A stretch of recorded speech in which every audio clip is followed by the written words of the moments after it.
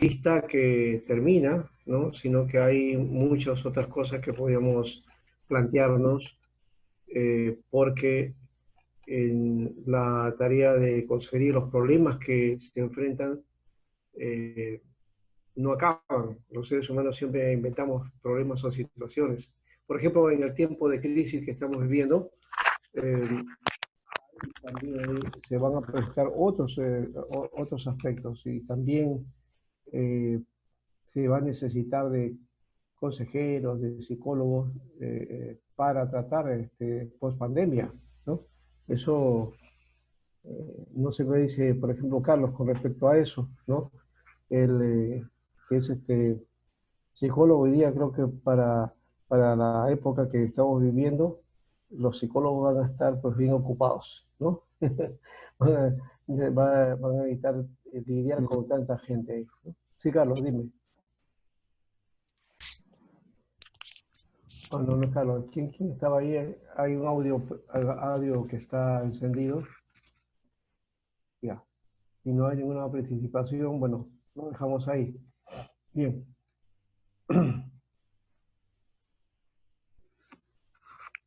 Vamos a ver algunos temas que trata la consejería. Uno de los temas aquí se está planteando, por ejemplo, los problemas emocionales, ¿no? Creo que alguien tenía que trabajar esto también, ¿ya? En la próxima semana nos lo va a dar, ¿no? No, José Brici. Sí, pastor. Ya, entonces para la próxima sería, ya tú nos tratas algo mucho más específico, ¿no? Acá esto es solamente de las pautas. Uno, el consejero debe conocer algunos aspectos básicos de una crisis. ¿Cuándo se muestra una crisis, especialmente en la cuestión emocional? Y el consejero entonces tiene que estar al tanto, prepararse en este aspecto, conocer sobre las reacciones humanas, las emociones, tiene que trabajar qué tipo de conflictos se realizan emocionalmente, ¿no? Por ejemplo, debe conocer a su modo de temas como de la depresión, ¿no? O, por ejemplo, una pérdida, o crisis económica, crisis familiares, crisis emocional, crisis por pérdida de un familiar, en fin. Y también otro tipo de crisis laboral, por ejemplo, también, ¿no? Eso es un tema que hoy es recurrente. Y, y en fin, también las diversas crisis que se van dando, por ejemplo, eh, en, crisis de la adolescencia, la juventud, ¿no? ¿No? Esa tarea del adolescente, por ejemplo, del joven que tiene conflictos con la familia, con los padres, ¿no? Ya, tiene que conocer cómo se produce y por qué motivo es eso. Lo otro es, por ejemplo, la crisis de la madurez, ¿no? O lo que llaman algunos la crisis de la Edad Media, ¿no? El otro es el crisis por conflicto de no haber llegado, digamos, o de crisis con, le llamaríamos eh, por no haber cumplido con las metas, ¿no? ¿No? Por no haber logrado en la vida algo, ¿no? No tener sentido en la vida. Eso también es otro tema. El otro tema es la época, por ejemplo, de la madurez, que tanto en hombre y la mujer también ocurren. Por ejemplo, el caso de la menopausia en la mujer, o el caso de la andropausia en el varón, que también se da, ¿no? Se da ese caso. O el caso que llaman algunos, que les conocen así popularmente como el viejo verde, de que gusta de jóvenes, por ejemplo. Ese es otro tema. O el aspecto también de la ancianidad, o la crisis esta de cómo llegar a la edad anciana, o cómo vamos a entrar en ese proceso, por ejemplo, ¿no? Y, y una persona que comienza a sentir las limitaciones en el cuerpo, sus problemas, afecciones, la salud, la psiquis, la visión de la vida va cambiando también, ¿no? sus temores se comienzan a manifestar. Si es que está solo, peor todavía, y si es que está acompañado, va también a darse la cuestión de la crisis con el compañero o la compañera. En fin, hay algunas cuestiones ahí que uno debe ir conociendo. Entonces, yo recomendaría que, por ejemplo, deberíamos trabajar, hay unos documentos de Mita Ruiz que habla acerca del desarrollo humano, ¿no? Y que trabaja y aborda las diferentes etapas de la vida, ¿no? Y ahí creo que se puede, por lo menos a grosso modo del asunto, y ver que los problemas que cada etapa de la vida tiene. Lo tercero es que el consejero debe dar a conocer cómo Este, abordar de forma básica los problemas de la depresión, el dolor ante una pérdida y la crisis. ¿Sí? ¿Perdón? no, no está mostrando Ah, la ya, ya, pantalla. ya. Sí. Ya, perfecto. Entonces, discúlpeme. Vamos a ponerla. En esta parte se pretende tomar algunos problemas específicos en relación con las emociones, ¿no? En sí se comentan tres problemas específicos. Uno es la depresión, la otra es la pérdida y la otra es las crisis. La depresión, un tema que es actual. Hay mucha gente que el estrés, por ejemplo, es otro también tema que es recurrente ahora. La depresión es un trastorno de la afectividad, ¿ya? Que tiene que ver con el estado de ánimo y la manera de pensar. Afecta la forma en que una persona come y duerme, afecta cómo uno se valora a sí mismo, es decir, la autoestima. La depresión nos lleva a una falta de autoestima y la forma en que uno piensa también. Una depresión no es lo mismo que un estado pasajero de tristeza. Hay que diferenciar una cosa. Una cosa es estar triste y otra cosa es estar deprimido, ¿no? Que inclusive, yo recuerdo hace un tiempo atrás, años al comienzo, conocí un coro que decía, no, no puede estar triste un corazón que alaba a Cristo. Y me pregunto, bro, ¿no puede estar triste un cristiano? ¿No? ¿No puede haber un hijo de Dios estar triste? Sí. En la Biblia encontramos muchos casos de tristeza, ¿no? De gente que estaba triste. Algunas deprimidas, ¿no? El caso de Elías, por ejemplo, estuvo en depresión, ¿no? Después de haber matado a los profetas de Baal, la persecución que le hace esta mujer, Jezabel, ¿no? Él huye y se siente como que está solo, ¿no? Está deprimido, ¿no? Tratando de buscar a Dios y no sabe qué hacer, ¿no? Y solo él se piensa que está solo, pero Dios le hace ver que no es el único, ¿no? Bueno, entonces ahí hay una cuestión también, sí, está triste, pero también está deprimido porque la presión del momento lo ha llevado a eso, ¿no? ¿No? Estaba huyendo para guardar su vida, ¿no? Y eso lo llevó a una depresión, ¿no? Y otros casos por ahí también que podemos Sa- mencionar, ¿no? Samuel por el rey Samuel, también, ¿no? claro, Samuel es otro caso terrible, pero que Sí. ya esa depresión ya llegó a otra cosa, ¿no? Llegó casi a la locura, ¿no? Entonces, eh, sí, puede llevarse a eso, a una situación de crisis tal que rompe con toda la personalidad, ¿no? Una depresión no es lo mismo que un estado pasajero entonces de tristeza. No indica debilidad personal tampoco. Cualquier persona puede entrar en depresión. Hay que evitarlo, claro. Hay que saber cómo, digamos, hacer uso de ciertas válvulas de escape que como individuos, como personas tenemos para que no entrar en la depresión.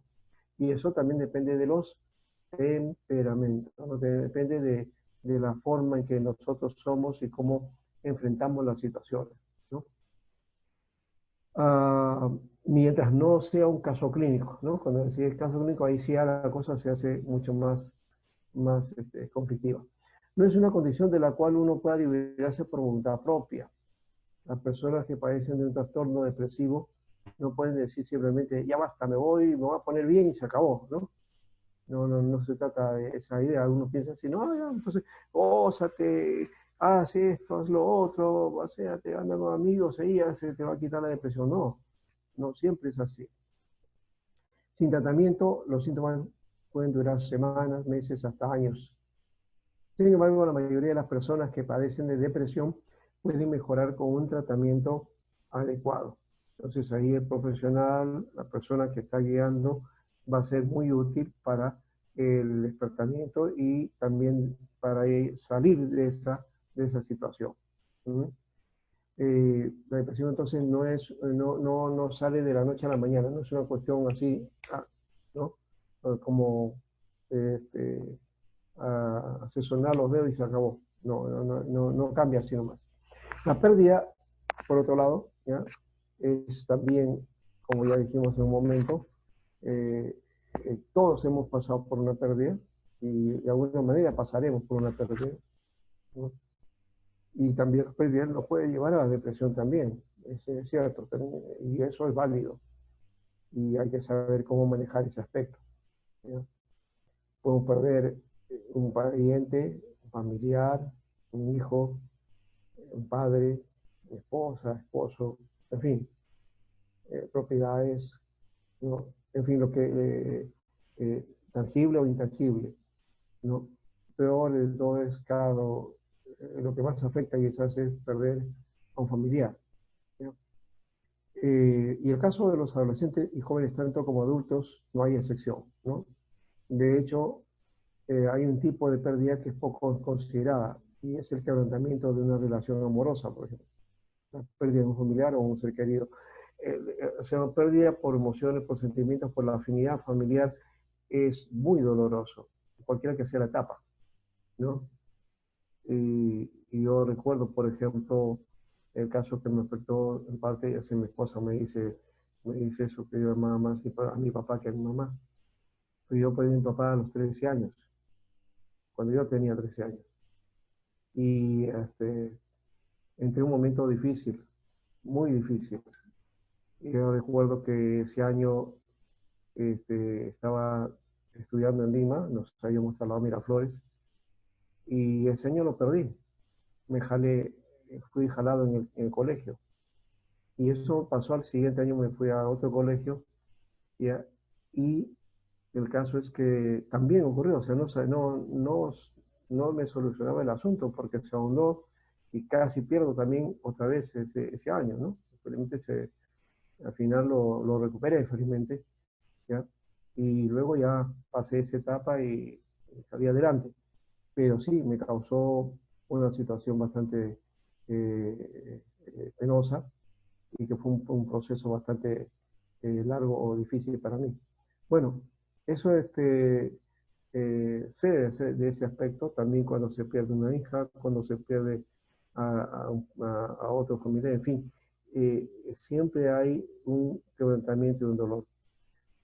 Cuando tú dices al Señor, ahí es fácil, tienes una ventaja en alguna manera de poder recurrir a Él. Cuando no lo tienes es bien difícil, ¿no? Y el proceso se hace mucho más largo, ¿no?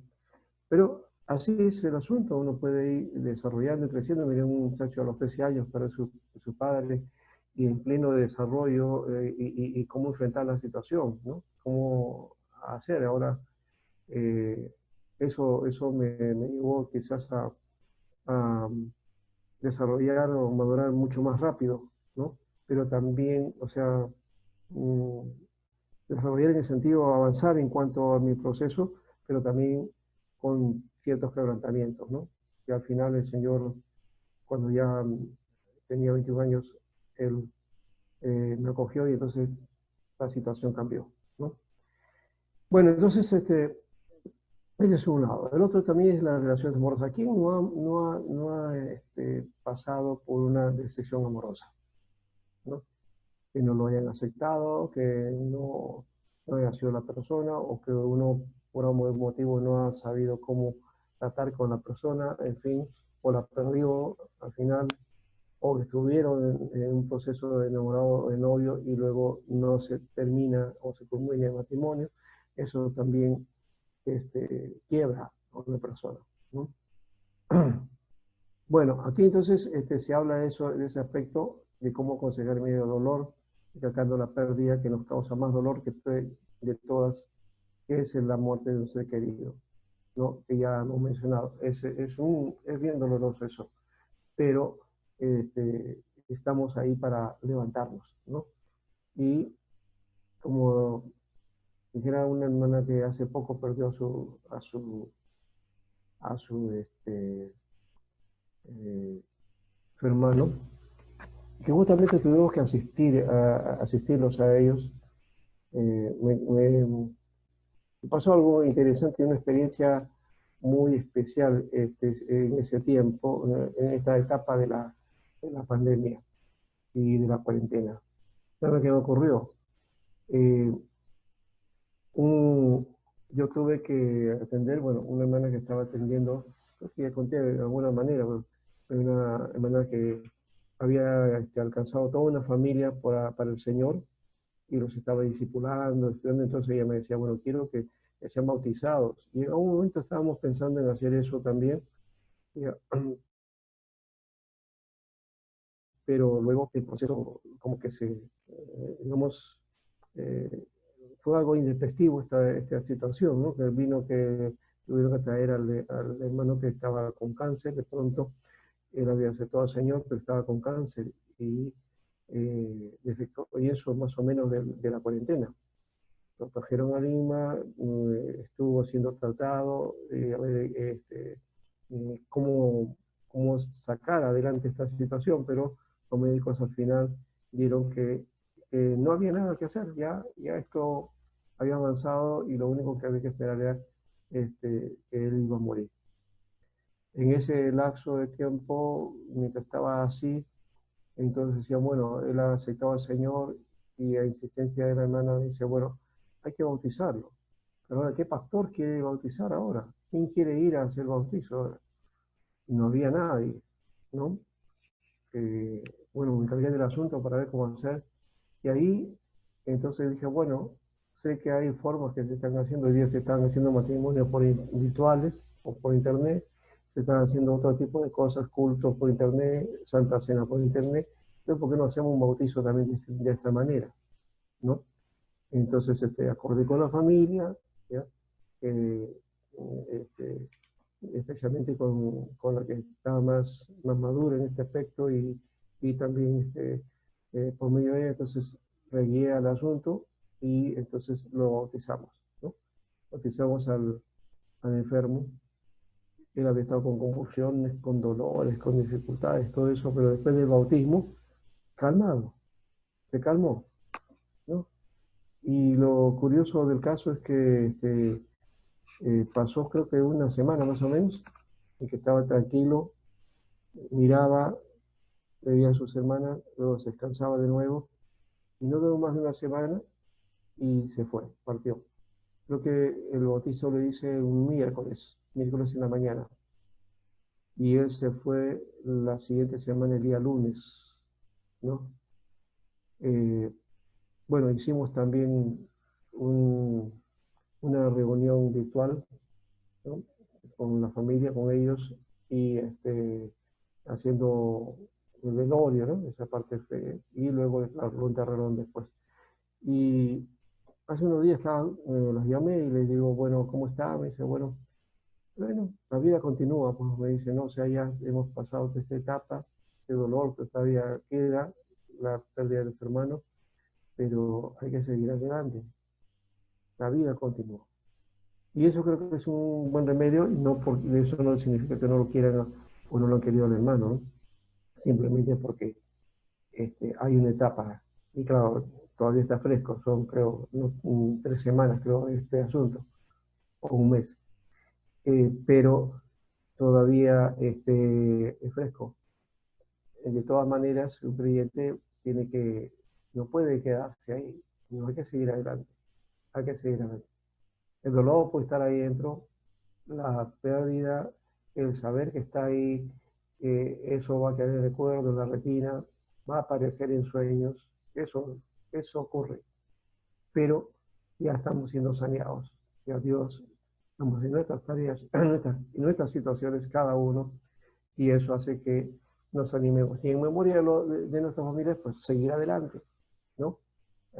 Hasta que nos toca a nosotros también, porque cualquiera se puede ir. Todos en su momento tenemos que partir, ¿no es cierto? Pero bueno, algunos llorarán por esa partida, ya nosotros estaremos arriba, ya, bueno, son otras tareas o son otras visiones en todo caso, ¿no? Bien, entonces seguimos aquí, estamos... otra de las cosas que tenemos que ver es la crisis que especialmente las amenazas, por ejemplo, el suicidio, ¿no? El suicidio, las amenazas de suicidio. Bueno, de paso, algunos dicen que el que amenaza por suicidarse al final no se suicida, ¿no? Lo que está pidiendo es ayuda más bien, ¿no? Se considera que el adolescente es propenso al suicidio, pero las estadísticas muestran que entre más edad se tenga, hay aumento de probabilidad de quitarse la vida, ¿no? Y hay gente que lo hace, hay personas que uno ni se imagina. Inclusive hasta ahora, esto sí es un problema.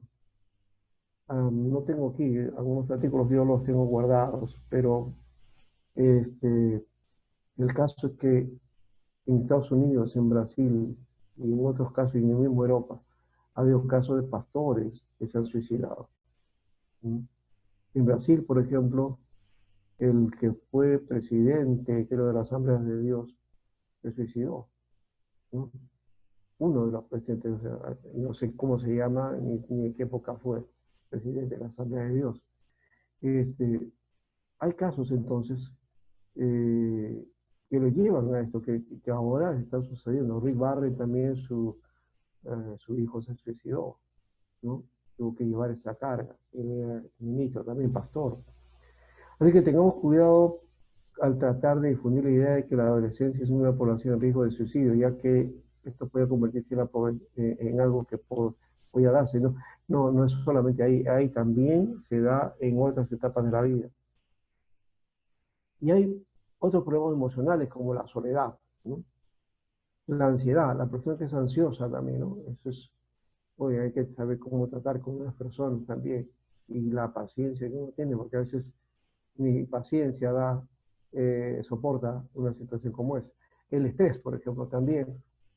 Hoy tiempo el estrés, la etapa que estamos viviendo de cuarentena, va a traer conflictos ahora que estamos afuera y mucha gente que está estresada ahorita, ¿no? Y eso se va a ver en las reacciones que van a darse quizás a partir de esta libertad que se está dando ahora para reactivarnos, para volver a nuestras actividades, que va a ser poco a poco, ¿no? Pero que ahí viene.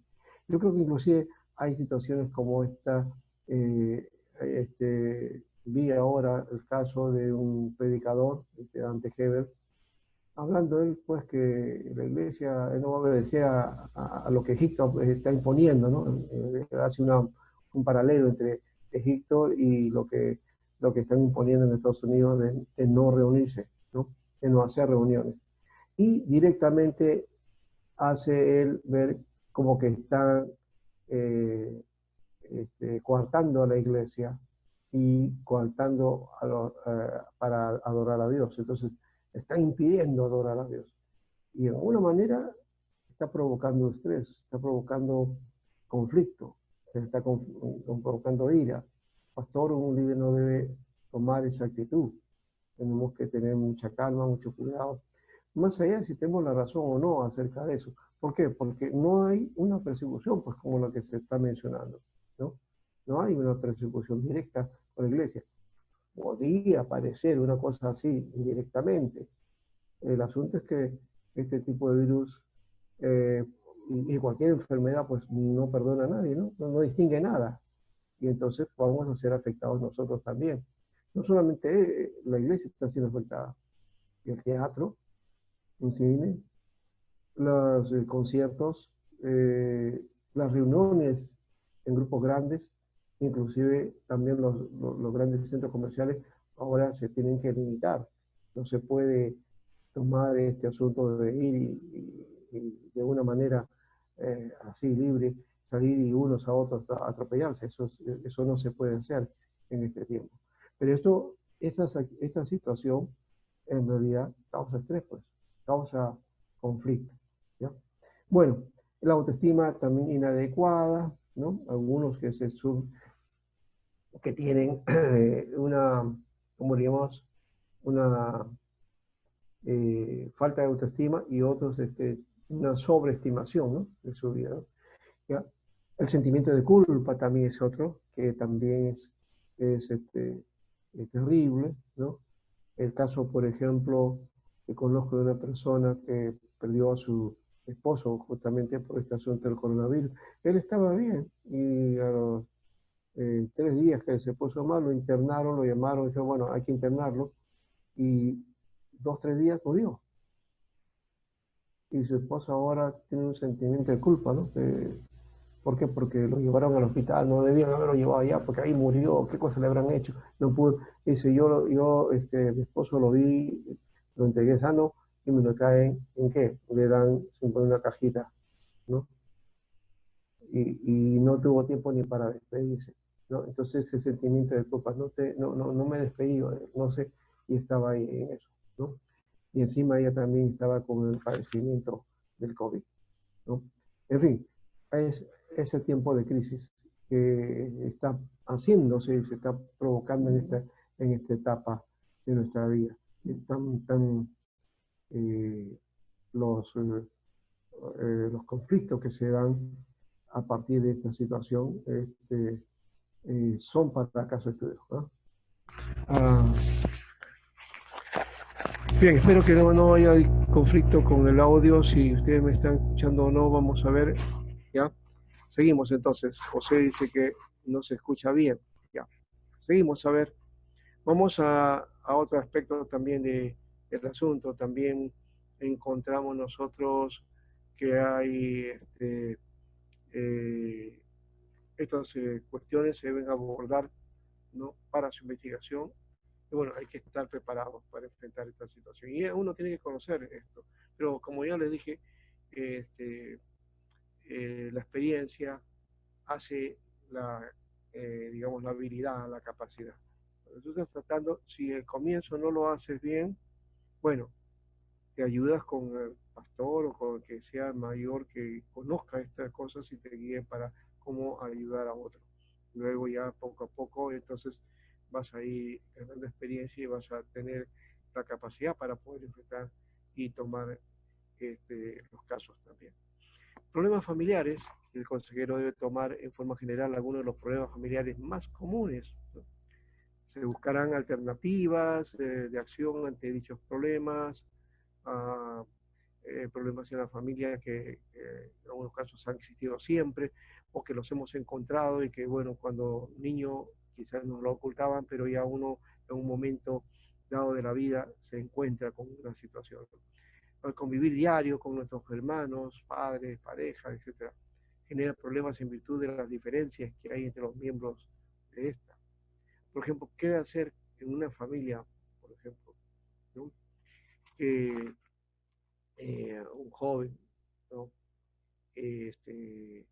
O digamos, la chica tuvo relaciones y que ella quedó embarazada, ¿no? Y tuvo un hijo, ¿no?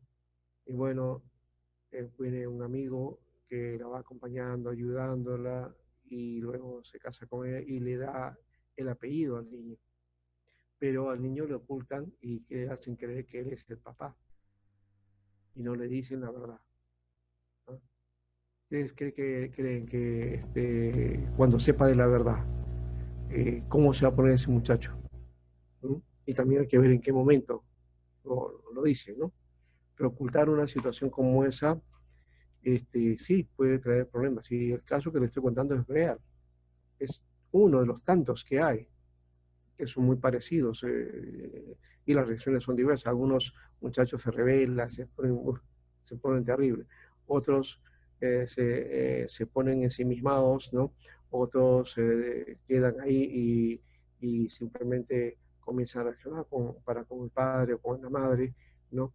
¿Por qué? Porque es la forma de reaccionar frente a esa situación, ¿no?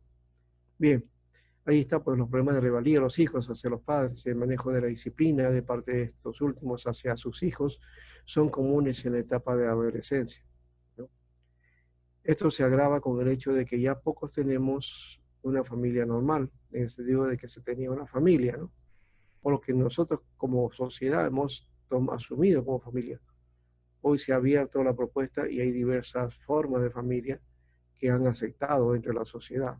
Eso todavía, de alguna manera, puede llevar a conflictos y en otros casos quizás no lleva a eso, pero hay asperezas, ¿no?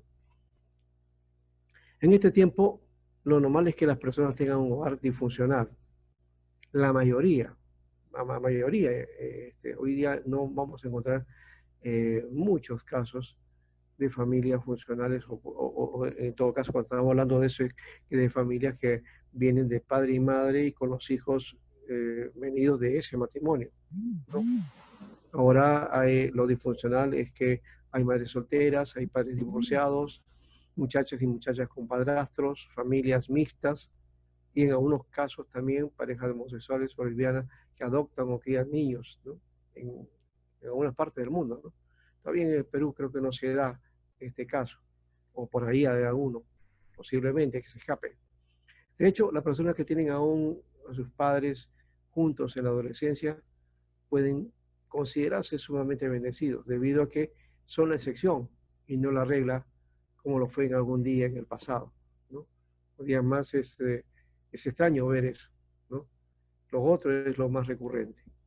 Bueno, y a eso se suma también los casos especiales de padres sobreprotectores, o su contraparte de padres despreocupados, que no les interesa a los hijos ni la familia, ¿verdad? Y en el ámbito evangélico, los problemas que tiene un hombre, un joven, cuando su padre es inconverso, por ejemplo. O esto para citar algunos cuantos problemas pues, familiares que pueden surgir en la etapa de la adolescencia, ¿no? Bien, entonces ahí tenemos estos casos. Otro son las adicciones, ¿no? Adicciones también es otro tema también interesante. Bueno, ¿alguien quiere participar? Escuché un audio ahí o sonido. Bueno, ya. Bueno, hasta aquí, ¿cómo es que han visto ustedes estas situaciones, esto que hemos compartido aquí en esta parte sobre los problemas? ¿Mm? Problemas familiares, problemas, la cuestión de los problemas emocionales y luego vamos a entrar a lo que es las adicciones. Sí. En las personas, ¿no? Yo creo que muchas veces son muy difícil de resolver nosotros. Yo creo que para eso se necesita una preparación, un estudio, ¿no? Como pastores, creo que necesitamos llevar un curso, yo creo, un estudio profundo para afrontar esos conflictos, ¿no? Y ya, en alguna manera, claro, un curso de consejería de 8 semanas no te va a solucionar, no te va a hacer profesional en esto, claro que sí. Pero también hay necesidad de otros recursos. Y de paso, los seminarios tampoco capacitan como para esto de una manera integral, ¿no? Yo creo que si podíamos hacer, si hubiéramos hecho esto, o en la currículum hubiéramos trabajado un poquito más en esta situación, de repente lo formaríamos y le damos las herramientas mínimas, por lo menos, para esto. Pero hoy día tenemos formas para poder trabajar esto, ¿no? Hay tareas, diplomados, por ejemplo, sobre consejería. Claro, Que, también hay sí, como dice el pastor Bernardo, en San Google, hay también bastante información, libros en sí, hay PDF que bastante. ayudan. Yo, Ujú. yo, por ejemplo, les he mandado creo que 8 o 10 libros por ahí, ¿no? Una cantidad de libros sobre consejería. Ya, analícenlo. Ahí tienen por lo menos una Claro, sí, sí. para pautear. Ya. Pero aparte de eso, pues Sociabilica ha llevado un diplomado de consejería.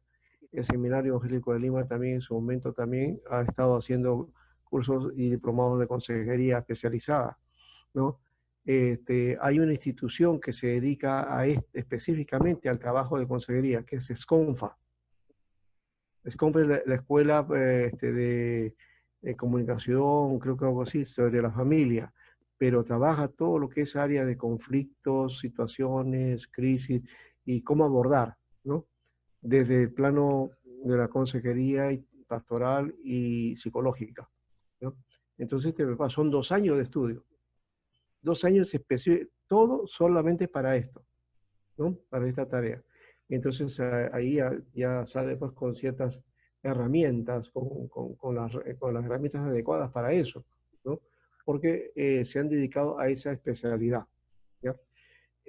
Ahora, pero ahí viene la contingencia también. El asunto es que uno puede pasar por todas estas tareas, uno puede trabajar los diplomados y trabajo y capacitaciones, pero eso no te hace un buen consejero. Uno es que la consejería tiene que ver con el ministerio, con el llamado que Dios te hace, porque lo que tiene, Dios te da la responsabilidad de trabajar con vidas, con personas, y necesitas desde esa dimensión el tratamiento y la búsqueda. Ahí donde están los problemas, las situaciones, eso tienes que analizar. No se puede analizar una cuestión en teoría, ¿no? Necesitamos trabajarlo en el mismo campo. Y como dije por ahí, la experiencia te va a dar la especialidad. Es decir, el tratar, el manejar este trabajo de consejería, de ayuda, de apoyo, te va a dar, ¿ya? Y eso creo que va a ser muy bueno si es que tú lo sabes aquilatar, ¿ya?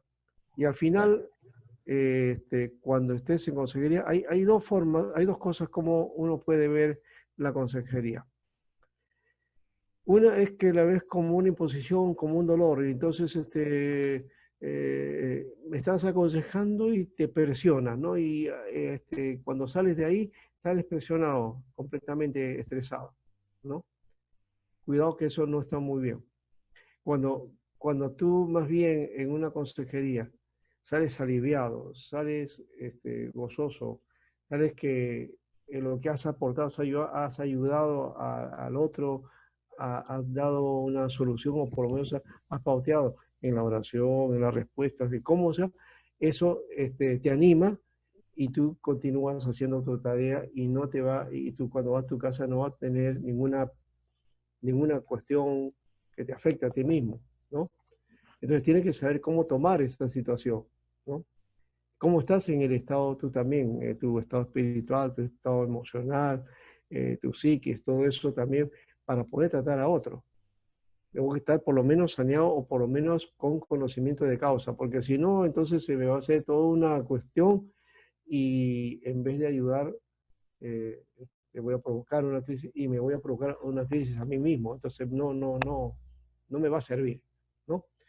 Este, esto te digo, por ejemplo, como un caso, ¿no? Yo no he visto, la mayoría de veces he visto eh, en la tarea esta de llamado, he visto muchos al querer estar en misterio, predicando, pastoreando, se ufanan por eso. Pero vi un solo caso, no sé si ahora por ahí algún otro, un solo caso vi de un muchacho que el Señor lo tomó, lo llamó, predicaba muy bien, tenía ciertos dones, capacidades, todo muy bien. Él se fue al Brasil, ahí estudió, se preparó, todo, y comenzó a pastorear una iglesia. ¿Ya? Y él, estando, dice, pastoreando una iglesia, comenzó a tener una depresión que ya vino en una crisis psicológica, ¿no? ¿Qué hizo este muchacho? Bueno, ya pastor. Agarró y salió, abandonó el ministerio. O sea, él dice, esto no es para mí, dice, los problemas que tenía que atender. Aquí esta situación, acá, le produjo tal estrés que no. ¿Ya? Y por ahí fue alimento con una misión coreana, encontró y comenzó a trabajar con literatura bíblica. Y se hizo entonces gerente de una librería, comenzó a trabajar ese aspecto, y de esa manera él trabajaba y ahí le fue bien, ¿no? Entonces, cuando lo vi, y luego, ¿cómo? No me hables de la pastoral, porque no, me dice, eso me provocó una crisis. Primera vez que había visto una persona que reaccionó así, ¿no? No siempre es así. La mayoría siempre desea el pastorado. Y como dice Pablo a Timoteo, ¿no? ¿No? El que quiere obispado, buena obra desea, dice, ¿no? O sea, sí, algunos quieren hacerlo, ¿ya? Pero hay que tener las habilidades o también saber que en el campo, ¿estamos preparados para esto? No estamos preparados, ¿no? No voy a hacer que nos vote por un lado. Ahora, eso puede ser también por un momento, ¿no? Por un momento. Yo conocí un caso también, otro caso, de un hermano que le encargaron una obra reciente, nueva, ¿no? De una iglesia que en esa época era grande y que estaba proyectando una iglesia dentro de un nivel, ¿no? Dentro de la ciudad. Y al ver la carga grande de eso, se deprimió, ¿no? Y luego tuvo un accidente en su moto y tuvo un problema y, bueno, tuvo que descansar, estaba enyesado, ¿ya? Y en ese proceso estuvo pensando y agarró y renunció a ese trabajo, ¿no? Y como estaba trabajando en una empresa, en una petrolera, siguió ahí trabajando su tarea, todo eso. Hasta que, bueno, luego ya casado y todo eso, se fue a Estados Unidos. Allá se fue, no fue por una idea de pastorear, ¿no? Se fue para otras cosas ahí. Y curiosamente, él se hizo líder dentro de la iglesia y como tenía la capacidad, ¿no? Ya siguió adelante. En un momento dado, la iglesia se quedó sin pastor. ¿Qué pasó? La gente los miró a él y le dijeron, ¿por qué tú no te encargas del pastorado? Eh, Y él ya restablecido, ya más capacitado, más maduro, él agarró y dijo, bueno, sí, lo hacemos. Y comenzó a pastorear ahí. ¿Ya? Ya tiene no sé cuántos años, ya varios años ya tiene pastoreando. Ya tiene su edad, porque es mucho mayor que yo. ¿Ya? Pero está haciendo la labor. Mire, cuando hubo el momento, le encargaron en su momento, no pudo hacerla y le entró en crisis. Esto es lo mismo que le ocurrió a Juan Marco también, el sobrino de Bernabé, ¿no? Entonces él vio la obra y esto no es para mí, me voy, chao. Y se retiró. Y Pablo eso no le gustó. Ahí es cuando vemos así a una persona que abandona la obra y ya no, no sirve, no, ya hay que dejarlo por ahí. Pero no es así. Los años nos puedan dar el resultado de que sí, esa persona en su momento no fue el momento preciso, eh, pero sí Dios lo estaba llamando, ¿no? Y hoy día tiene una iglesia muy bonita por allá, está haciendo, transmite en video y los cultos y todo eso, ¿ya? Y he visto algunas cosas de su participación, entonces es un pastor reconocido por allá. Entonces, cada cosa tiene su lugar, ¿te cuenta? Bueno, nos hemos olvidado de las adicciones. Te estaba hablando de la cuestión de cuando hay estas crisis, ¿no? Ahora, las adicciones también, el consejero debe conocer las causas y efectos de la adicción de las drogas. A veces ocurre porque hay conflictos emocionales, como hemos dicho, el abandono de una novia, o la pérdida de los padres, o pérdidas económicas, en fin, ¿no? El consejero asumirá una respuesta pastoral a dicha esclavitud pecaminosa, ¿no? Y ojo que la definición aquí en el DRAE, que la adicción es con un hábito de quien se deja dominar por el uso de alguna o algunas drogas tóxicas o estimulantes, ¿no? Por la aflicción desmedida a ciertos juegos también, ¿ya?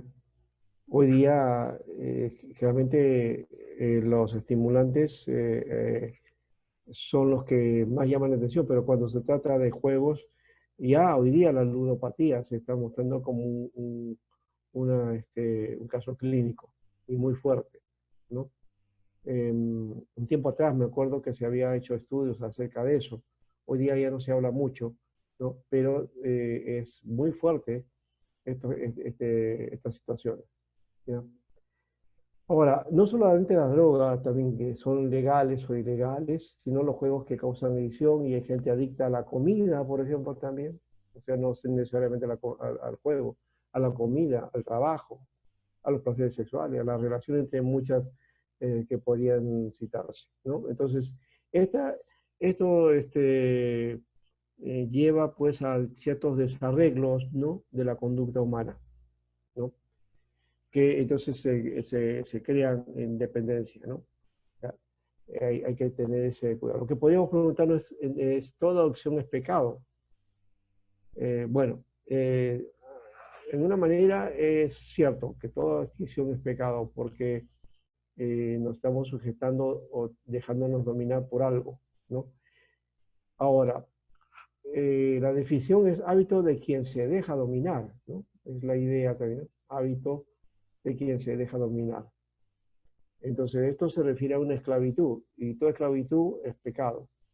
Así que toda adicción es pecado de alguna manera, ¿no? No, y hay que entender también el concepto de pecado, porque el pecado lo tomamos como una falta. Y el pecado no es solamente una falta, es un estado, es una condición, ¿no? Es condición humana, ¿no? Y espiritual de paso también, ¿no? Bien. Oh, ya, se escucha entrecortado, dice José Cuya. Bueno, no sé, esto, me perdonen en alguna manera porque no es, creo que este asunto no es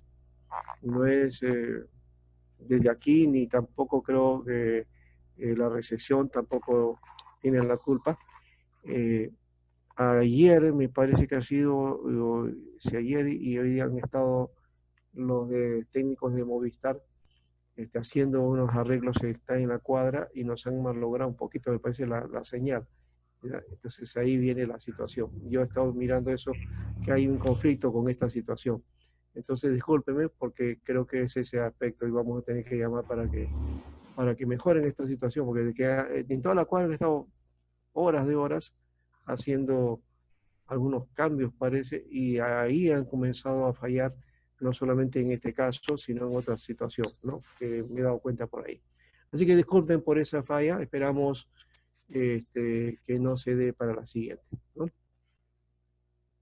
Bien, los Estabilizó. jóvenes, sí, sí, a ver, sí, sí, dígame. Fue un A ver, momento nomás, ya se estabilizó la señal bien, pastor. ya, Ya se ya, sí, escucha correcta, sí. ya, perfecto. Entonces, lo que estoy viendo es que, bueno, esto de la señal, no sé, es el momento, ¿no? Bueno, sigamos entonces. Gracias. Ahora, Sí, pastor. acá. Eh, los, entonces, también en etapa, ¿no? Los jóvenes, igual que cualquier ser humano en cualquier otra etapa del ciclo vital, son vulnerables a ser adictos, tanto a las drogas legales como a aquellas que no son legales, ¿no? O sea, hablamos de drogas que también que son, digamos, estimulantes sociales, por ejemplo, ¿no? ¿No? Que se toman como algo natural, ¿no? Por ejemplo, en nuestra sociedad, una de las cosas que busca es alegrarse y tomar, ¿no? Y tomar. Y el tomar es una actividad hasta social, digamos así, ¿no? Y hasta emborracharse, inclusive, se ve normal dentro de la gente, ¿no? Porque, esa es una parte de la vida, pues, ¿no? Y hay que pasarla, ¿no? ¿Ya? Entonces, eso es una cuestión de un punto de vista, ¿no? Que no compartimos nosotros, ¿no? Eh,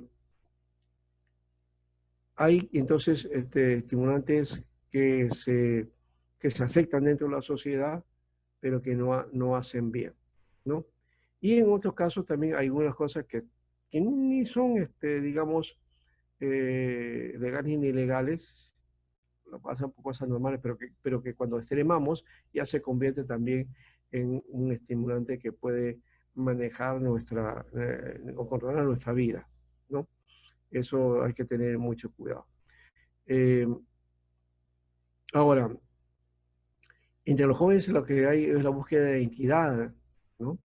Y la crisis que se da en algunos adolescentes y las luchas generacionales ya, en las familias, tanto por la rebeldía de los chicos y las chicas, o también por la intolerancia de los padres, ¿no? Entonces, causa conflicto. Ahora, pero vamos a hablar más bien de las adicciones a las drogas. Estas comienzan por curiosidad, ¿no? En las relaciones con los amigos, ¿no? Algunos se proponen experimentar, pero también porque de repente hay causas también, ¿no? Porque hay un conflicto, la pérdida de alguien, y entonces por ahí comienza la cosa. Y algunos hasta en broma, algunos inician sin sentido alguno, y otros se apegan a estas porque ven que no son considerados, no son tomados en cuenta, ¿no? Otros por traumas emocionales en la vida, en fin. El mundo de la droga tiene muchas vías por donde se entra, pero no es fácil salir de ella cuando se está muy dentro. Y por no decir ya no se puede salir. Solo un milagro puede sacarlo de ese mundo. El tratamiento sea siempre y cuando el individuo quiera salir, aunque la voluntad es capturada, y por eso que muchos tratamientos no tienen resultado. Y hay que ser perseverante para salir de esa situación. Y el acompañamiento debe ser constante y con mucha paciencia, ¿no? No es fácil atender a una persona así, pero si uno tiene la perseverancia del asunto puede dar resultados, ¿no? Y en otro caso, bueno, ayudarlo hasta donde se pueda, y más allá de eso, no. Si no hay resultado, ¿qué se va a hacer? Nosotros conocemos lastimosamente un caso que tuvimos de una familia muy cercana a nosotros, y que uno de los muchachos estaba en droga. Y jugó con nosotros varias veces a eso de que decidía el Señor y qué sé yo, todo eso. Y un día ya él cansado de eso, por lo menos aparentemente cansado, ya él se dio para que lo lleváramos a un lugar de tratamiento, ¿no? Para que pueda salir de esta situación de droga, y que era un tratamiento cristiano. Entonces lo conseguimos, le llevamos la cama, todo lo demás, y lo dejamos ahí. Oh, el muchacho no duró ni una semana, porque lo hacían trabajar, le hacían hacer actividades, o sea, le hacían hacer varias cosas para que poco a poco se iba, en las actividades, no tuvieran pues el afán de la droga, ¿no? Y entonces se escapó, y al final lo vimos de nuevo otra vez ahí por las calles, por la Victoria, ahí deambulando, todo eso, y llegó a estar como un indigente, ¿no? Pasaba como eso, y era bien vivo en ese aspecto, era drogadicto, pero pasaba como si fuera un vagabundo, un indigente ahí que no tenía dinero, la gente le iba, le daba comida y todo eso. Al final en esa situación él murió, ¿no?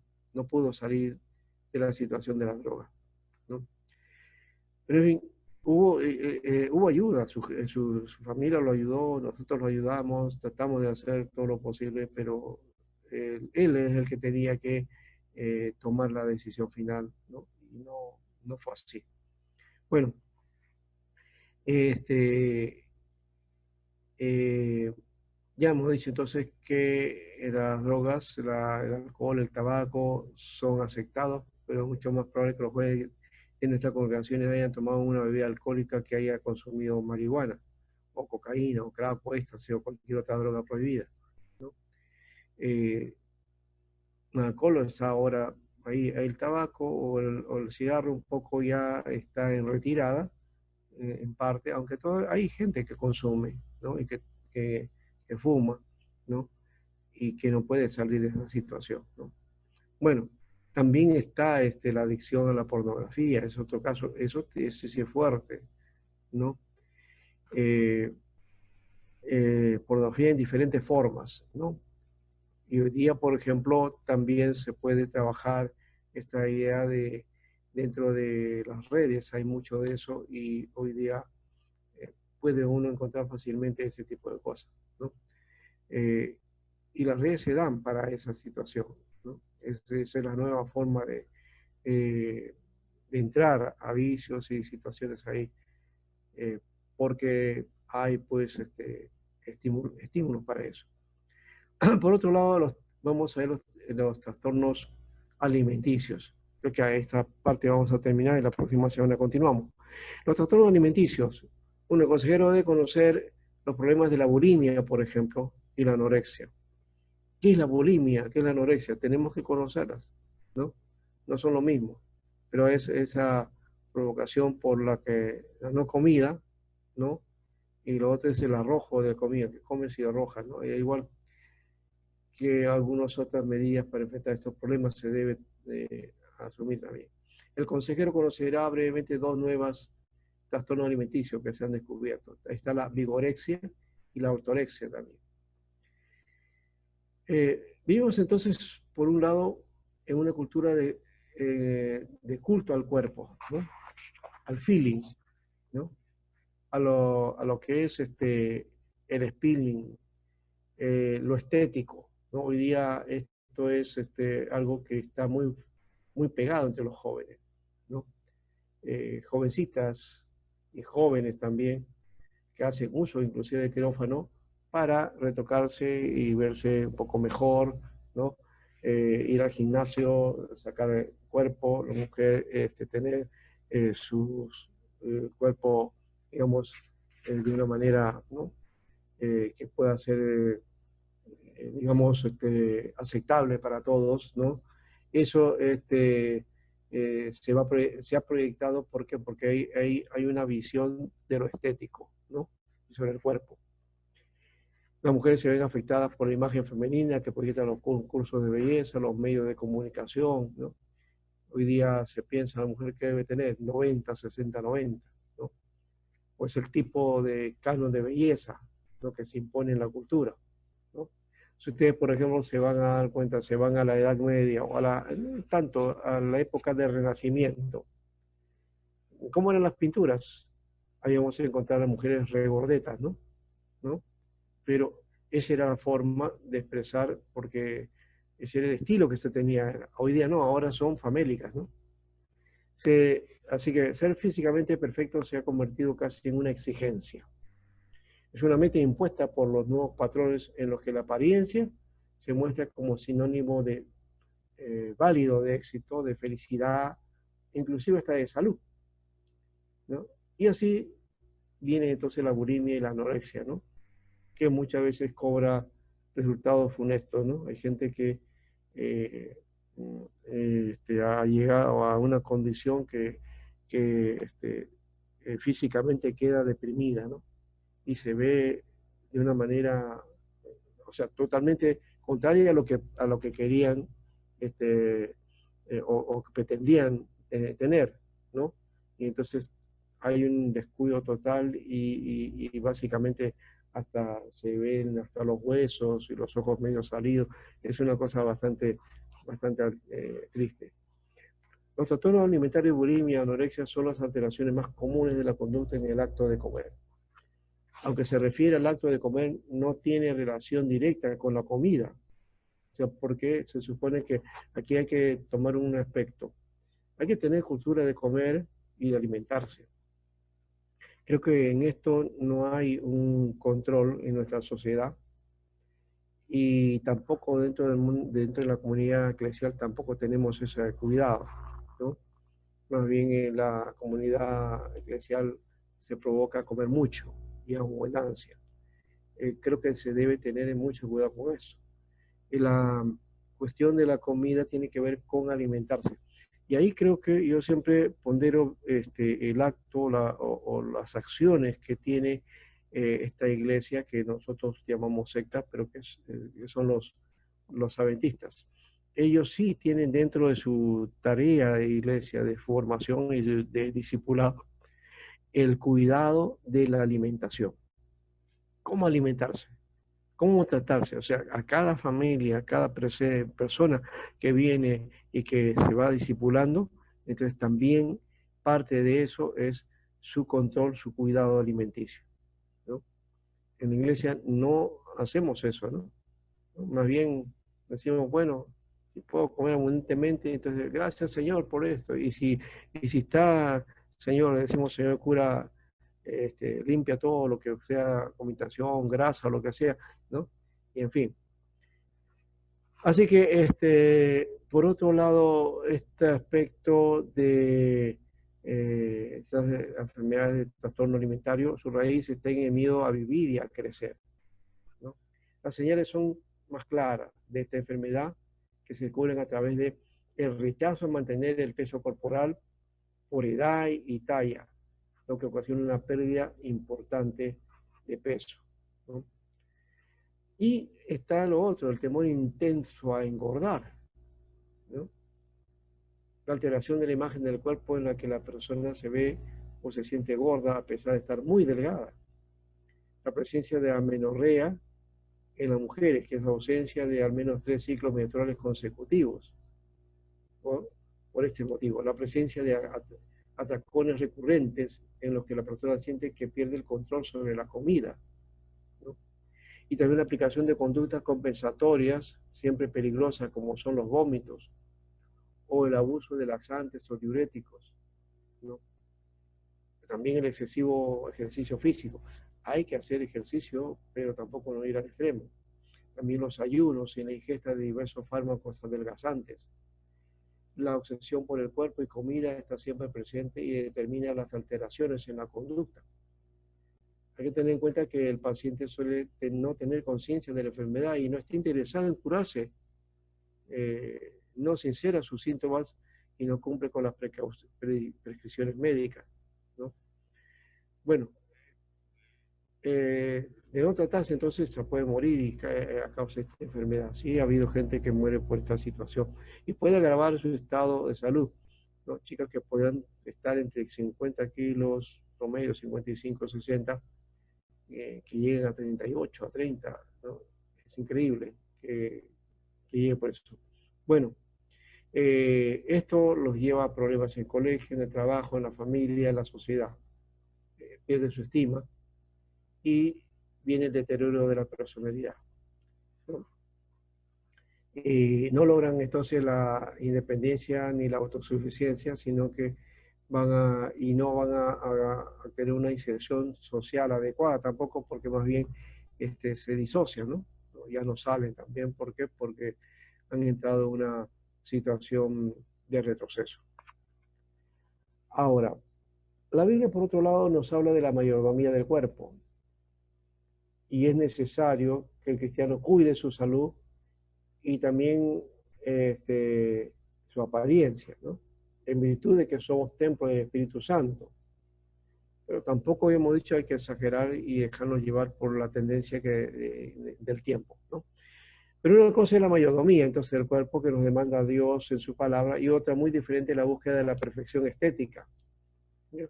La cual puede identificarse con pecados de la vanidad, ¿no?, excesiva, y la codicia, ¿no? Aparte de los conocidos padecimientos de bulimia y anorexia, hoy en día se habla de dos nuevas enfermedades de este tipo que particularmente afecta a los varones. Con esta última se refiere a la vigorexia, una obsesión por hacer músculos que pueden llevar al consumo de esteroides, con sus correspondientes consecuencias físicas. Ese tipo de enfermedades hoy día se está dando, lastimosamente. El hecho de inocularse esteroides para entonces tener músculos, ¿no?, o aparentar músculos. En algunos casos se crea entonces algo que va más allá de eso. Lo otro es la ortorexia o fijación por la comida biológicamente sana. Ese es el otro lado, o sea, todo, solamente toda comida sana, comida sana. Claro, esto se vuelve una enfermedad cuando se vuelve excesivo. Y recuerde que todo exceso hace daño y todo en extremo es malo, ¿no? Es como la cuestión de la gaseosa, ¿no? Si vas a tomar gaseosa todo el día, todos los días y todos los días, en algún momento el azúcar te va a elevar de tal manera que entonces va a entrar a un cuadro de diabetes, ¿no? Hay que evitar ese tipo de cosas. Cualquier conducta obsesiva es idolatría, y toda idolatría también que es pecado. Bien, además de estas acciones que tienen efectos físicos, sociales, emocionales y espirituales, puede afectarnos a nosotros mismos y nuestra relación con Dios y nuestro prójimo también. Y de hecho que lo hace, ¿no?, cuando uno está pasando por un proceso así. Bien, entonces, creo que lo otro, lo que está aquí, los pecados sexuales y sus consecuencias, lo vamos a dejar para la próxima semana, ¿ya? Estamos en el tiempo, vamos a ir más bien a un tiempo de conversación de lo que hemos hecho hoy día, ¿ya? Muy bien. Adelante, entonces ahora podemos hablar y los aportes de ustedes también.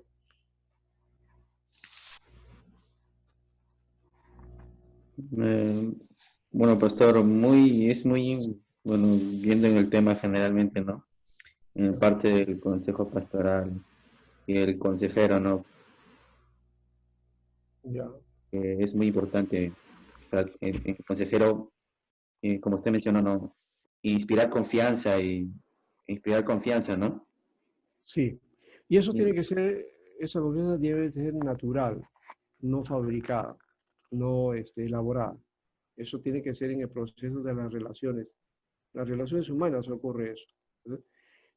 Hay una frase que dice, tener don, uno es la capacidad de, mm, de la empatía, ¿no? La empatía, ese es uno de los casos. Y lo otro es también tener don de gentes, o sea, la habilidad de cómo tratar con la gente, ¿no? Cómo caerles bien a la gente y cómo entrar en confianza. Hay gente que tiene esa habilidad de llevar a las personas que confíen en ellos, pero también para sacar provecho, ¿no? Para sacar para jugar y utilizar a la gente. Hay mucha gente que hace eso, ¿no? Y que cuando se tiene esa habilidad, lo hace y ya la gente confía, ¿no? Y le saca los estafa, hacen lo que quieren, ¿no? En el caso de la pastoral no estamos haciendo eso, no es para nuestro provecho, es para ayuda de aquel que necesita, ¿no? Necesita solución a su problema. Pastor, yo creo que también en ese aspecto, como siervos de Dios, en algún momento tendremos dificultad, ¿no? En solucionar un problema y yo Oh, creo sí, que eso no debe frustrarnos, sino debe más bien sacar experiencia de esos claro. acontecimientos, ¿no? Por un lado, también pedir la sabiduría de Dios también para tratar. Ese es un caso. Y en otro caso, si ya nosotros no podemos buscar a alguien que tenga la experiencia necesaria y también, en todo caso, si se necesita un recurso profesional, llevar el caso para alguien que tenga entonces la capacidad para llevar el caso, ¿no? Sí, pastor. Sí. Hay que tener en cuenta que nosotros no somos los que vamos a solucionar los problemas de la gente. No es la idea que nosotros solucionemos los problemas. Es guiar a la gente a que encuentre solución a su situación, ¿no? Ujú. Muy bien. ¿Alguien más? Joel. En estos tiempos hay que estar muy vigilante con los jóvenes, ¿no? Porque las oportunidades de caer por las redes, con los amigos, ahora es mayor que antes, ¿no? ¿Cómo, Ujú. cómo ir Ya, conociendo los síntomas para irlos ahí viendo? Eso es un poco ya. complicado. Bueno, creo que hay que recordar que todos hemos sido jóvenes, ¿no? Y alguna vez hemos también actuado dentro de nuestra etapa, dentro de nuestra generación, y nuestros padres lo veían también como conflictivos, ¿no? Y la gente mayor también nos encontraba así. Creo que ese es un proceso natural, pero hay que tener cuidado. Una cosa es que el joven en su proceso sí va a mostrar situaciones, problemas, pero los conflictos que tenemos hoy día no son tan mayores de los conflictos que habían cuando nosotros también éramos jóvenes. También nuestros padres decían, hoy hay que cuidar a nuestros jóvenes porque hoy el mundo está perdido, el mundo está mal, el mundo... Ya, ¿por qué? Porque las situaciones que se vivían en ese momento eran terribles, pero hemos pasado el proceso y aquí estamos. Entonces, yo creo que también los jóvenes hay que tener cuidado de pensar que solamente los problemas están ahí. Los problemas en la vida están en cada etapa de la vida. Cada etapa de la vida tiene su propio tratamiento. ¿Hay que tratar al joven? Sí, hay que tratar, pero también hay que tratar al adulto. También hay que tratar al de mediana edad, también al anciano. Por eso digo, son etapas de la vida que cada una de ellas tiene su propia problemática, su propia situación y también su propia solución, ¿no? Claro, por otro lado, también Pablo, cuando nos habla, ¿se acuerdan de Timoteo? Creo que le llama, dice que él huye de las pasiones juveniles, ¿no? Está hablando de otra situación ahí, ¿no? Hay que entender otro elemento ahí. Y cuando habla de las pasiones juveniles es de dejarse llevar a uno por el impulso, ¿no? El joven es muy impulsivo y entonces por ahí puede ser que uno todavía puede ser una persona adulta y se deja llevar por ese instinto de cuando era joven, ¿no? Eso sí hay que tener cuidado, pero eso no es necesariamente por el joven mismo, está hablando de otra persona, porque Timoteo ya no era un joven, de acuerdo a los estudios que se hacen, Timoteo posiblemente tendría entre 35 y 40 años cuando recibe ese consejo. Muy bien. ¿Alguien más? Alejandrina. Pastor, creo que, como usted estaba diciendo, ¿no? El pastor tiene una tarea tan importante que realizar por sus miembros, ¿no? Ajá. Por los jóvenes, por todo. Sobre todo cuando va a dar consejería, ¿no? Cuando algún miembro viene a pedir consejo al pastor por la crisis que pueda estar pasando en su familia, ya sea económico, problema familiar con los hijos. Siempre nos falta, ¿no? Como usted decía, ¿no? Que todos los días siempre crisis. Crisis Ujú. económico, crisis de una pérdida, crisis de un hijo que está rebelde, o crisis en el matrimonio con la pareja, diversas crisis que uno puede estar pasando, ¿no? Pero es muy importante que el pastor sea uno que pueda acompañarlos en este tiempo de crisis, aconsejarlos también, estar Así con es, ellos. Y lo así es. más importante es que este pastor sea, o sea, que guarde, ¿no? Todo, ¿no? Porque, nosotros, como miembros, nosotros podemos decir nuestras cosas al pastor. Y el pastor, como le falta ética, no está bien formado, no sé cómo fue formado, pero este pastor me sucede que empieza a contar, ¿no? A otros miembros, ¿no? A los de su confianza. Y eso no debe suceder, creo que de eso nosotros debemos cuidar desde ya. Sí, uno tiene que cuidar, sí, sí. Y esto me hace acordar algo que ocurre a ver, bueno, que es recurrente en algunas iglesias. El pastor está con los hermanos que están ahí presentes y comienza a hablar de los que no están, pues, los que han faltado, y comienza a exhortar a los que están presentes. Eso es una contradicción, ¿no? ¿Por qué en el púlpito hablar de esos hermanos que no vienen a la iglesia y no sé cuánto, cuando los que están presentes, ¿no? Entonces, el púlpito a veces lo utilizamos para eso, ¿no? Como para criticarnos unos a otros, y eso no debe ser así. Claro, Necesitamos que adecentar cuidar, el púlpito, tener una ética, una sabiduría para tratar el asunto, y cuando tenemos que soltar, lo soltemos en su momento. Cuando tenemos que denunciar un pecado, también en su momento. No se trata de avergonzar a la gente así nomás porque sí, no. Se trata de enfrentar a la gente para que reaccione en su situación, ¿no? No avergonzarlo simplemente. Muy bien, eso creo que me caía en una manera. Y esto, otra cosa que me estaba olvidando es que el pastor también tiene que buscar consejo.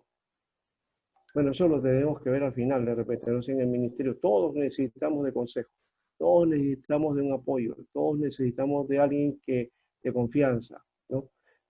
Para ir desarrollando, para ir trabajando, para ir entrando cómo solucionar nuestras situaciones, porque la vida es problemas, la vida está hecha de problemas. ¿Qué persona no tiene problemas? ¿Mm?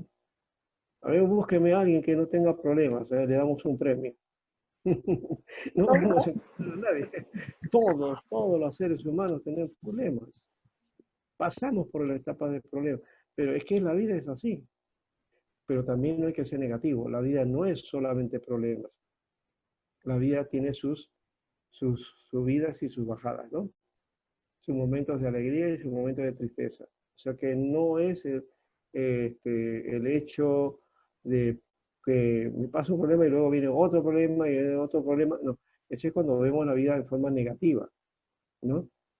Eso me hace acordar a unos dibujos animados de cuando yo era joven, de los famosos Hanna y Barbera. Por ahí hay unos personajes, Leoncio y creo que el lagarto Juancho, ¿no?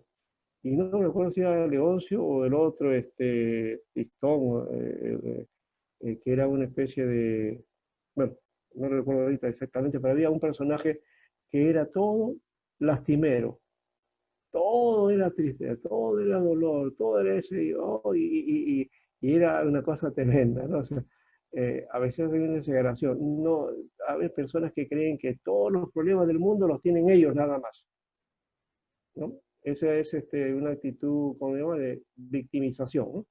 ¿No? Se hace la víctima frente a la vida. Y no es que tengas todos los problemas en el mundo, no hay que hacernos la víctima, hay que salir adelante, hay que saber cómo enfrentar las situaciones y seguir. Y para eso hay que construir, pues, fuertemente. ¿No dice la Biblia ahí que una casa este, construida en la roca, ¿sí? Cuando venga la prueba de los vientos, la tempestad, no se va a destruir, ¿no es cierto? Pero si la pones en la arena, pues todo depende de qué, cuál es el fundamento con el cual estamos siendo construidos, ¿no? Bien, Carlos.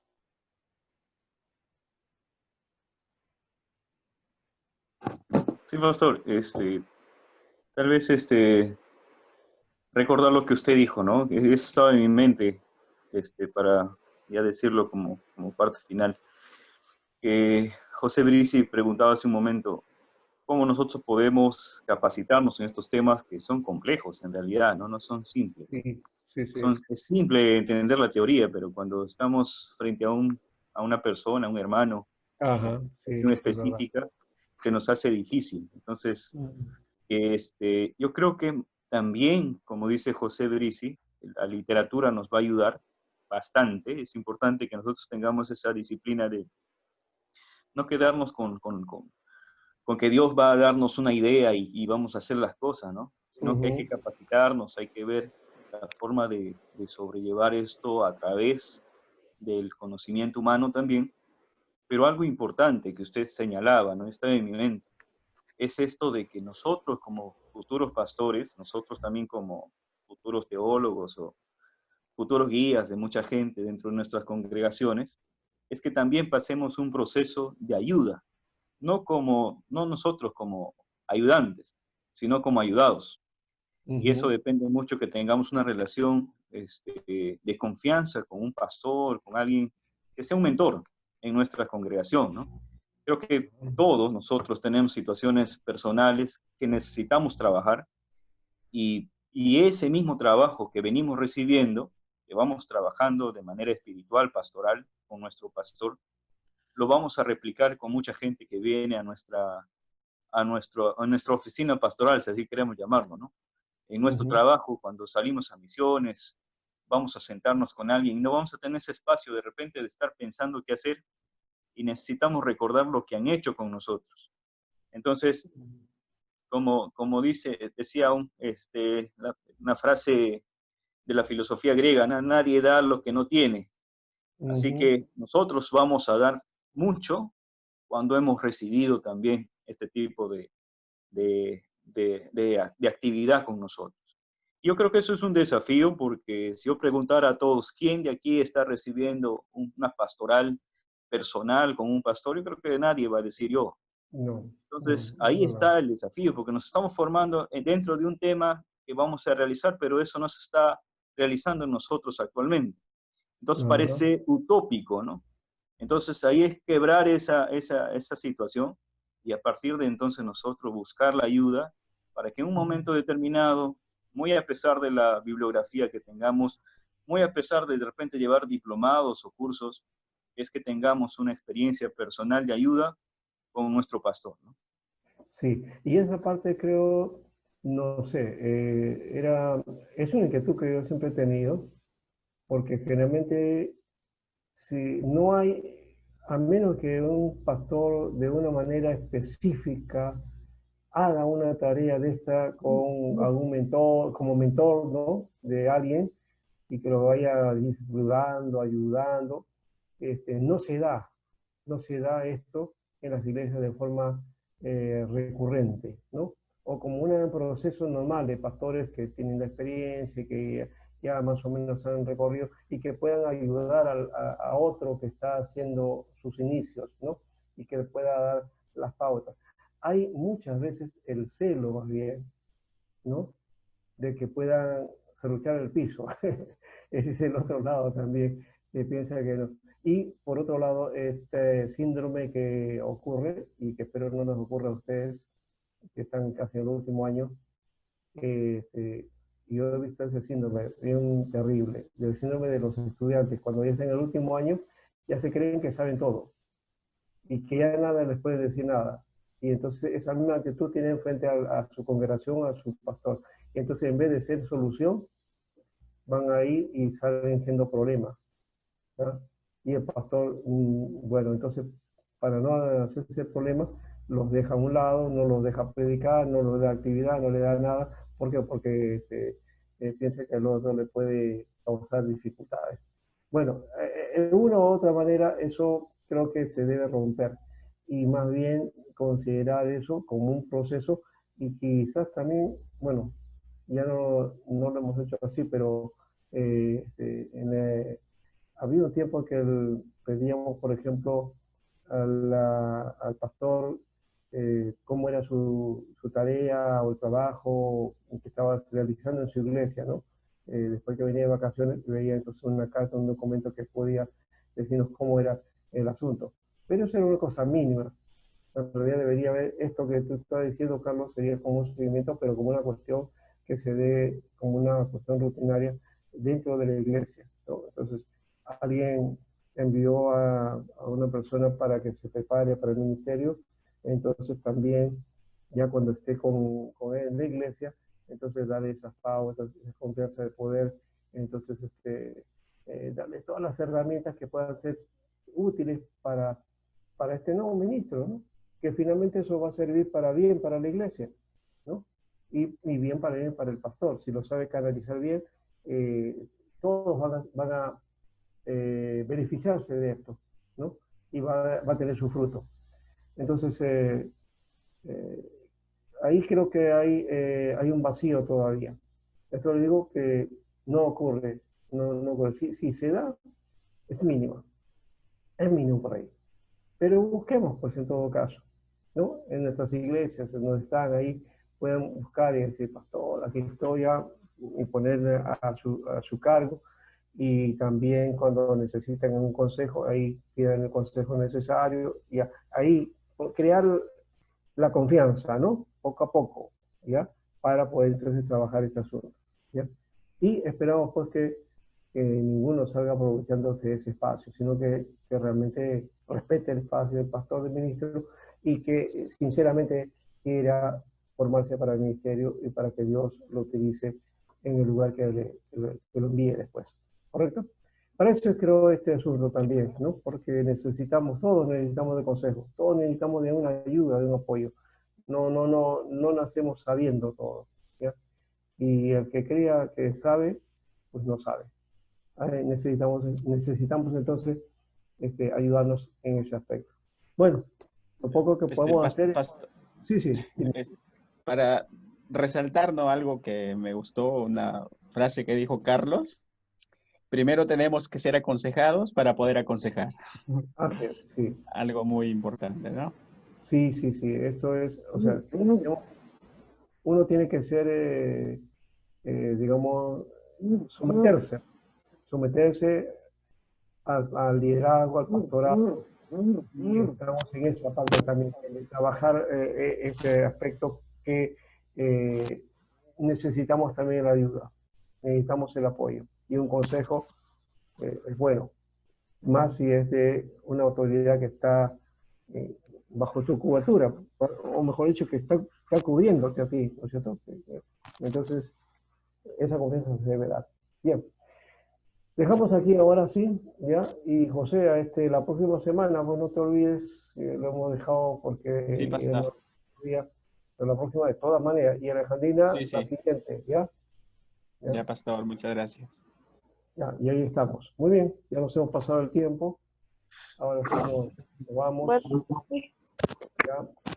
Dios le bendiga a cada uno y sigan orando y esperamos que poco a poco las cosas vayan cambiando de este panorama tan difícil que vivimos.